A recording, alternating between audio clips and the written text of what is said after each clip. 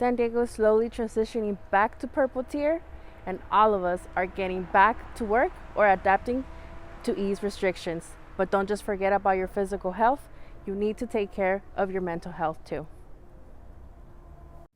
San Diego City College administrators have shared some tips on what they do for self-care, and maybe they can help you. For some, all it takes is simply getting outside.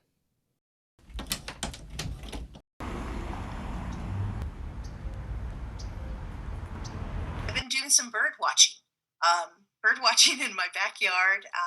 Watching them just bathe in the little bird bath has been amazing for me. It just takes me to a different space, and I really need that off and on.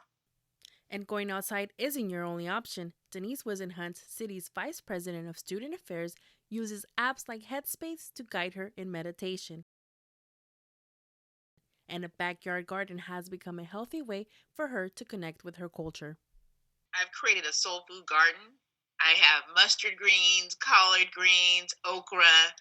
And so in the morning I like snip it and throw it in the blender. And so that's my way to kind of connect to my cultural self, which is very important to me.